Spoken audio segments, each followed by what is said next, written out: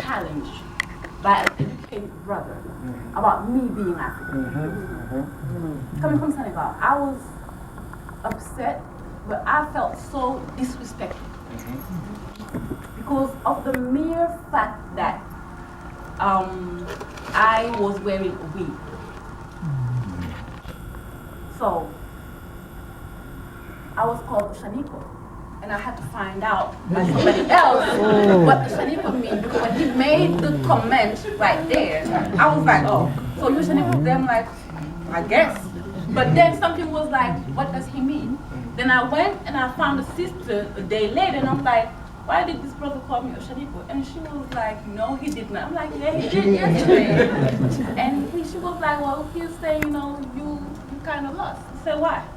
How lost I am. I grew up in Senegal, I speak Wolof. What does he have that I don't have? Why you think that I'm lost? She said, oh, because you wear wig. And I'm like, and? So I didn't have no idea of this whole hair thing. Natural hair, not natural hair, and what does it mean, and get being conscious African or not being conscious African. But for me to be from Africa and to have a conscious brother who studied in the African Center School call me out of me being African just on the mere fact that I was wearing wig was mind-blowing to me. It was mind-blowing to me because I could not, like, for me, okay, maybe I was expecting a not conscious person tell that, and I would have put that on them being ignorant and then move on. But having now the brother, you know, call it, I could not believe it. And it made me sit and reflect on this constant coming back to the same conversation.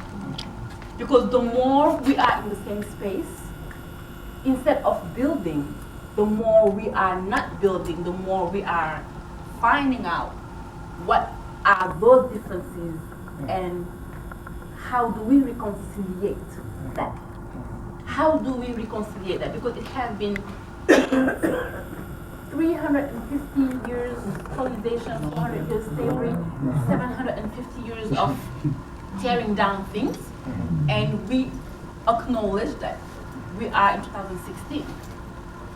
But when this conversation is set, you walk into a dance class, an African dance class, and you're from Senegal, you don't know dances from Mali, then you are not African enough. In the view of this African American sister who have been taking all these classes, and she doesn't feel like, you know, you African enough because you only know Senegal. Like, excuse me, I'm from Senegal, okay? I barely know, you know, outside of my Sarr ethnic group. Now you're asking me something from the Xhosa people. I don't know the Xhosa people. You know, that's me. Hey, I've never been to South Africa, but you're not African. Excuse me? So, and I understand, you know, on the other side, the conversation is always ongoing. But we here, I'm raising my child here. When she was young, she said that her father did not have the right to call himself African American. And I just smiled. Because she was like, my father's from Africa, my father's from America. Then why is he African American? What am I? I'm African American. And I was like, oh, okay, cool. I could not get into the conversation because I did not have the tools to explain to her what was going on and how is this going to play out. And I had to just sit there and let it play out and see where we're going to go. Knowing that my part was to make sure, like all the other moms in the movie did, we close the door here in Senegal. Don't be thinking anything else in this household. We are Senegalese, we eat Senegalese food. Well, that's Senegalese, you know, that's the framework. That's all what I know, that's what I'm giving you. But raising these children here and having this ongoing conversation, how do we engage differently to mend this fiber together? How do we, what do we need to do to engage differently to mend this fiber together? I'd like to speak to that. Yes. First of all, I think it's important for us to remember that in a way it was slavery on both sides of the Atlantic and in the diaspora and on the islands, right? So colonialism did a very good job of disrupting African culture on the continent as well, right? Remember, those children who were fortunate enough to go to school did not learn their culture. right? They learned European cultures. They learned to speak European languages. They aspired to go to Europe, to those schools, and to be educated by them, right? And on this side of the Atlantic, we were told there was nothing that we should look to Africa for, you know. It was jungle and wilderness, and there was no civilization there. Africa had no history, right? We were taught, right? So all the reasons to be ashamed, and all the reasons that our brothers and sisters on the continent had to be ashamed, right? And the ways in which they were separated from their own families and made to look down on their own families. So let's start there by realizing that all of us, no matter where our lives were in the diaspora, were subjected to this same oppression about ideas, about who we are, about our beauty or not beauty, right? The aesthetic standards that said the whiter you were, the more beautiful you were, and the more desirable you were. That was true on the continent, it was true here, right? So, first point, right, to understand we've all been treated very poorly, brutalized, made to think in ways that are not productive and constructive and positive for ourselves. Secondly, what can we say to our children about who we are, right? It's not so important where we are or even where we were born. That's about place, right? And of course, place does exert a big influence on us. But when we talk about whether or not we're African, it's about culture. It's about culture. It's about what we believe about what it means to be human beings. It's about how we interact with each other. It's about what we value. It's about our understanding of life and death. We believe we don't die in the way Westerners believe, right? There's so many things that make us African that don't have to do whether we're born in Trinidad or whether we're born in Nigeria or whatever. But that we, thank goodness, we had parents, ancestors who loved their culture and loved themselves well enough to continue to pass on some of the essences of what it means to be African. And those things are things we have in common. If we only look for them, we'll find them. If we go into any community where there are Black people and where there's still a core of consciousness about African culture, we'll see. We'll say, oh yeah, I recognize that. My grandmother used to do that. Or, yes, that's the way we cooked that food, right? In South Africa, I saw my in-laws preparing food in the same way that I saw my relatives in Florida as a child preparing food. In Nigeria, I saw little girls playing the same, right? I looked out of the bus window and I said, oh my God, those children are playing that same game, right? How is that possible? Because we brought those things with us, and we held on to them, and we passed them on from one generation to another. These are the things that define us as African, right? Not where we were born, right? Not whether we're here in America, whether we're in Nigeria, or whatever, but the extent to which we have an allegiance to that reality that is African, right? And, you know, for the last, 6 or 7 decades, we've had so many African scholars, and when I say African, I mean the whole diaspora. Walter Rodney from Latin America, Obinga from the continent, wherever we've had African scholars now confirm these commonalities, right? It's no longer something we have to guess about. We have seen, oh look, this is persistent here, this is persistent here. This is what it means to be African, right? The core of our culture. So we have to begin to share that with each other. We have to begin to affirm that with each other. We have to teach our children. We have to teach our children. When you see a Black person, what's the song? No matter where you come from, as as long as you're a black man, you're an African. So we need to, when we see a black man, we need to assume, oh yeah, that's my brother. And then go and investigate how that is true, right? What do you have, in common? What are you sharing with that brother? What are you sharing with that sister? Okay, rather than assuming, oh no, difference. Oh, she's from Mali. Oh, I don't know. Oh, she's from South Africa. I don't know. Or she's from the United States. Definitely not an African, right? No, we can't go on doing that. That's right. All of our historians, all of our political leaders say the most essential thing for us as Africans nowadays in this period is unity. That's right. Absolutely essential. And in order to achieve the unity, we have to begin to see how we are all Africans and what we share as Africans, and stop, the condescension on this part or the arrogance on this part, or no, they don't do this, so they're not African. Let's look for what binds us, and we'll find those things. Let's look for what binds us. Okay.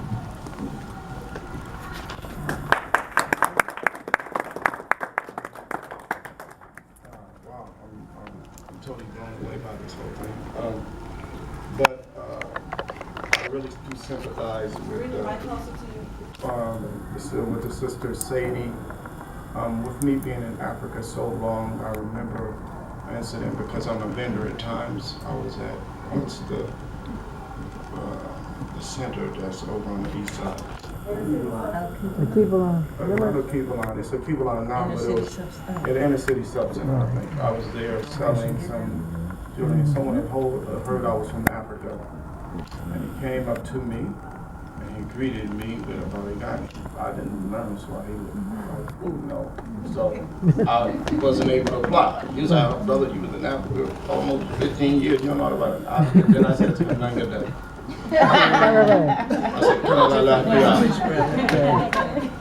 I said, Nafio. I said, Mumabda.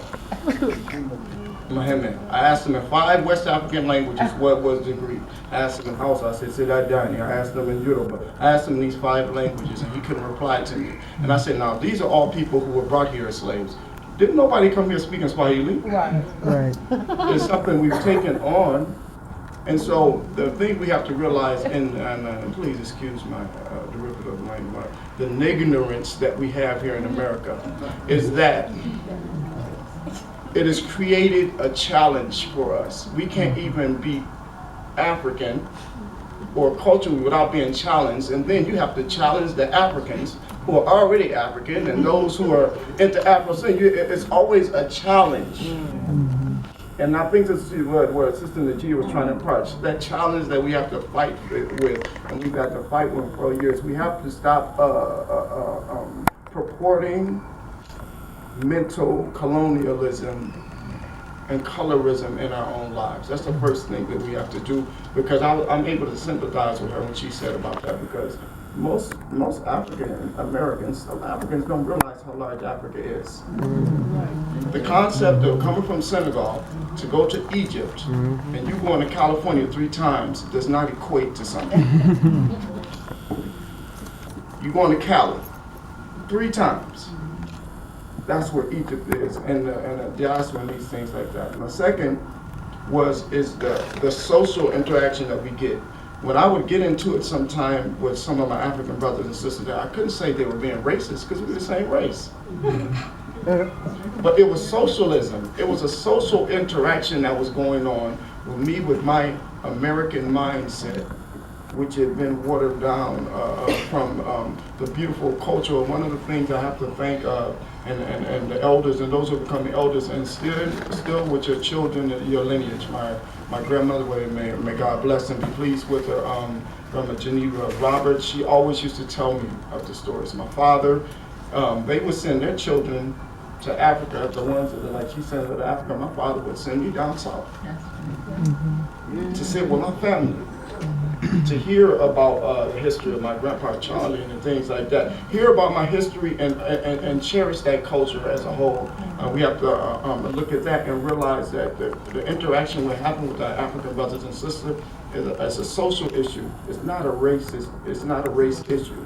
And if we're able to overlook the social interactions that we feel that we're having, and that they can welcome what we created from African culture here. And we can accept what they have directly from them living in Africa is a great thing. And also, I look at our dear sister Siwatu, Salama-Ra. And I'm thankful that we have Afrocentric schools, such as the Freedom School here and things like that, to teach the children some type of culture. Because right now in America, there's no culture left for the children. There's no culture purported for the children unless it's LGBTQ. I'm just being real with you right now. That is the only culture that's being pushed. I've never seen them push African culture at school.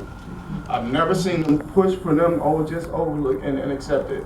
I've never seen them stand up for me when I was bullied for being dark-skinned at school, or when I was bullied for being understanding and loving African culture. I've never seen those things purported. So these things that we have to do is share with each other, accept each other. Please, my dear African Americans, brothers and sisters, stop challenging those who have come from home. This is something like, take for instance, what you said about the Mauritanian, they're beating in your head, don't deal with these African Americans. And over here, they're telling you, don't deal with those Africans. The food they eat is not clean. The thing, they don't speak real English. And to top it all off, I'm tired of the phrase Ebonics. Yes. We should accept it and call it Africanics.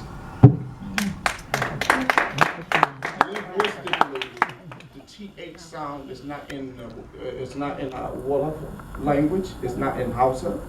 It's not in any of the Malian languages. It's not in like Nigeria on that. So when it came to them, that, these, and those, they had to say them, that, these, and those. I just want to be real with you. And the reason why I say this is that when you go in the Indian community, do they call it Indianics? When you deal with a Korean, do they call it Koreanics? When you deal with a Chinese who you can't understand, do they call it some kind of Asianics? When you go to the hospital and you trying to get treated by an Indian who you can't even hear or understand what he said, do they correct his English? And do they say that it's something else? So culturally, we have to accept those things and go forward with them. And I don't want anybody to think that I'm trying to downgrade any of those other cultures. But they engulfed it. I don't know of any Chinese person with an accent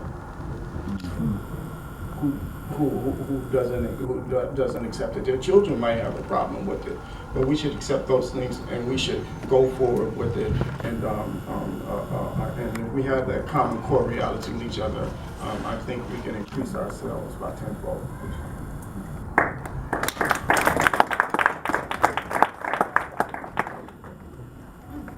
I wanted to just talk about, and piggybacking off of Sadie and There's a Morris brother said that to me. He said, don't say piggyback, say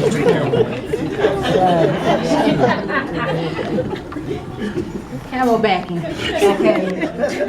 Okay. Did you have to snorkel though? Kafani. But I don't know. Thinking about my experience in the African American community who like to identify as awakened and conscious, and you know what I'm saying, and these kind of using those terms to identify themselves in these communities, going to an African Center school, I have, and also talking to other women and some men, but mostly women, about their experiences when interacting with these type folks, you know, and talking about you talking about being called Shaniqua. I have found it to be that people who identify as conscious, as awakened, as African, and these are African American people who are trying to embrace the African culture and live by that.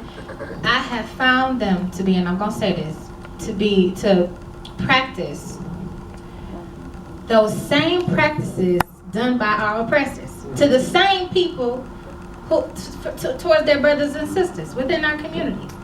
So you got brothers who, you know what I'm saying, and some of these brothers and women are your mentors and your idols and things like this in the community. And I hate to say it, but that is what is being played out. And so when you talk about, you know, other African Americans challenging, you know what I'm saying, Africans and other African Americans, like, are you African, are you black enough, you know, and things like that. And that is just us practicing the same teaching that was done upon us. And so I wanted to also talk about the importance of going to an African-centered school. Like I said, when my mother took me, and my mother was one of the founders of Insaroma. Insaroma actually started in our living room with just a few students. And my sister was one of the first students to go to Aisha Shule with Andawele and Taifa and Baba Malik children, and you know, and things like that. And so, just wanted to shout her, my sister Coco. But the importance of being fed positive affirmations about yourself as children does something to you. And no matter how hard I tried to fight it, I knew deep down that it helped me tremendously. And I think that to have a school where Bobby Ibu, who taught Kiswahili and French, and we were the only class that had meditation class, and you had to pass it, you know, and we thought that, you know, things like that in our school was silly. But as an adult and growing up and realizing that, you know, things that were embedded into these teachings were exactly what we needed as children. And I can say that by the time 8th grade came around, 50% of us tried to, on purpose, fail and flunk because we were so afraid to graduate and now go into a high school with public school teachers where, you know, the discipline was not there, the mamas and babas was not there, and Baba Malik, who was our principal, would try to tell us, like, you know, we're trying to set you up for this world. You know, because once you step out these doors, it's a whole different story. And so literally 50% of us failed. I failed, I flunked. Bob Malik said, no, you gotta go. You know, so but he passed us anyway. But it was a very traumatic time. And I can say that 90% of those students who are graduating, and once upon a time, African Center schools tested the highest in academic in the state of Michigan. Actually, and nobody really wanted to talk about that, but in Oakland University got rid of our charter in Insaroma, and they closed, how many years ago? About 4 years ago. And that just was devastating. That was devastating. I mean, it was just completely devastating. But I can say that 90% of those students who graduated are doing something positive, doing something magnificent, who are running organizations, who are traveling the world, who have this intellect of no other group. And so definitely talking about the education from a young person who came out of that teachings in that environment. Yes, that is exactly what we need. So the schools, somebody need the freedom schools. Yes, is the answer. I wish I could send my baby, and you know what I'm saying, to these schools, because it is set me up to, it made me feel confident in operating in this world. Because once you know yourself, your true self, then now you know how to maneuver around this craziness. Yeah. You know, and I've been blessed to hold and be present in spaces that I don't think that I would never even made it to if I did not go to an African Center school. I seriously doubt that I would be doing the work that I'm doing if I did not. If my mother did not take me out of Coleman and Young and put me in Insaroma Institute, which I couldn't stand her for the first 3, 4, 5 years. So thank you to the mamas and babas out there who are in these children's lives and making a difference. I say thank you. Thank you.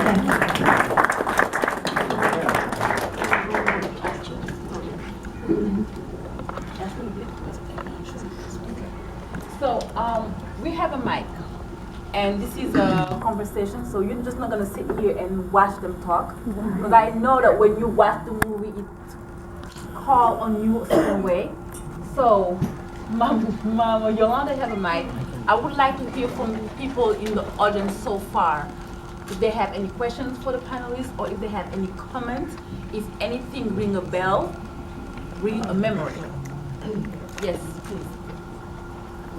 Hi, I'm neither Black nor African American, but is it okay if I'm asking a question? You said you see generations retreading. That word itself stuck in my mind, and I'm wondering, especially since slavery, are you seeing in the last few decades, I guess, radical transformations within Black communities when it comes to self-acceptance, more positive affirmation, etc.? Do you see any changes? Because you said, does that make sense? Certainly it does, and we appreciate your question and your interest to be here. Thank you. I never want to say that nothing has changed. I don't want to say that there has been no progress. What I want to say is that there is a system in place that has set itself up to perpetuate itself. And unless we and I'm saying we as people of African descent or Aboriginal people or the various ways we are defining and finding ourselves at this time, unless we specifically create the unity that Mama Aneb has spoken to, unity of purpose and an agreement and alignment on a specific focus, then that machine continues to dominate. But it has always been true, and it was certainly true in my life, that I was taught to love all the people. I was taught to love all the people, and especially my own people, whatever shade, whatever grade, you know what I mean? That's what we were taught. And when I got into the movement, and when I was brought into a level of consciousness, and when I started being part of organizations and activities, I saw this very open-hearted community of people who were intent upon bringing more people in, not pushing people away. So it has been my personal experience to be involved in communities of color that have been very diverse, that have included people from the continent, people from the Caribbean, people from South America, the North, and here in the U.S., North, South, East, and West. And so I didn't have the same prejudices that a lot of us were given because of the environment I grew up in and the belief systems of the people I grew up with, a lot of which were religious beliefs that believed you were supposed to love everybody. And that the idea was once, I remember Alice Coltrane, she grew up here in Detroit. She grew up at the church where I grew up. And so one time in the in the 70s, I think it was, she came back and did a concert at the church to raise money for the scholarship program. And I got the chance, I was enamored. I'm a John Coltrane fan addict. And here was Alice Coltrane. And I was, just wanting to sit next to her, and I got that opportunity. She even let me shoot a little film of her, which unfortunately was destroyed in a fire. I know, it's one of those pains I can't get over. But the point being that Alice, when the folks got up, she was making little comments. So when the folks got up to pray, for instance, and everybody bowed their heads and closed their eyes, and this prayer that was really traditional in its Baptist tradition, she said, if only the people knew who they were and understood their power. I asked her, why was it that on one of her albums she had recorded Stravinsky's song and wasn't just a diehard, jazz following that tradition thing? And she said, at some point, you've got to grow beyond the prejudices that you've been taught. So I'm just wanting to say that absolutely there is always progress. Otherwise,